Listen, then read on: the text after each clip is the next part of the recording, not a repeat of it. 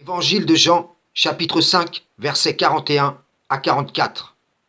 Je ne tire pas ma gloire des hommes, mais je sais que vous n'avez point en vous l'amour de Dieu. Je suis venu au nom de mon Père, et vous ne me recevez pas. Si un autre vient en son propre nom, vous le recevrez. Comment pouvez-vous croire, vous qui tirez votre gloire les uns des autres, et qui ne cherchez point la gloire qui vient de Dieu seul? On se regarde autour de moi, je vois ta gloire. Seigneur Jésus, je te bénis, comment ne pas te louer?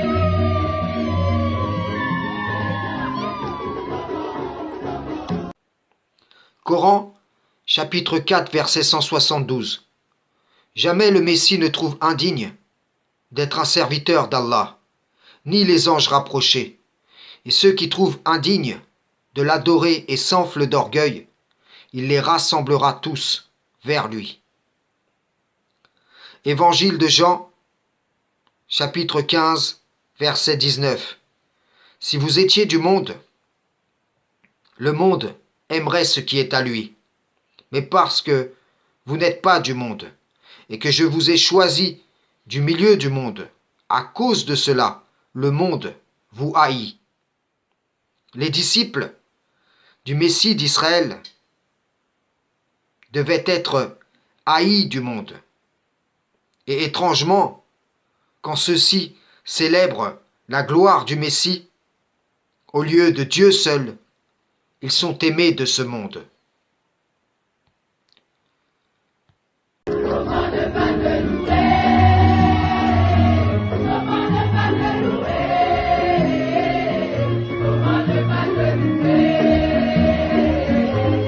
Seigneur Jésus, comment? Évangile de Jean, chapitre 8, versets 54 à 55. Jésus répondit, « Si je me glorifie moi-même, ma gloire n'est rien. C'est mon Père qui me glorifie, lui que vous dites être votre Dieu, et que vous ne connaissez pas. Pour moi, je le connais. Et si je disais que je ne le connais pas, je serais semblable à vous, un menteur. Mais je le connais, et je garde sa parole. » C'est donc le Créateur qui le glorifie. Il ne s'est pas glorifié lui-même, ni n'a appelé les gens à le glorifier. Vos louanges sont le produit de votre idolâtrie, et non la volonté du Père Tout-Puissant.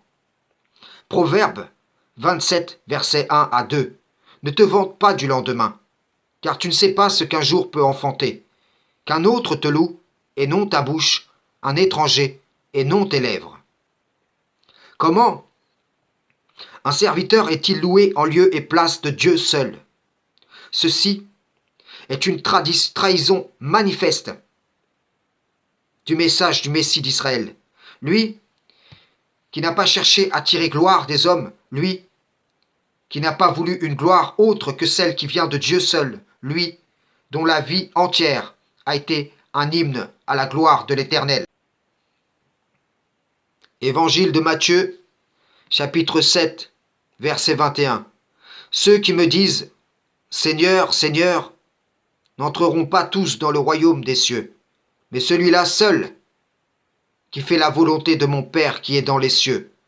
Plusieurs me diront en ce jour « Seigneur, Seigneur, n'avons-nous pas prophétisé par ton nom?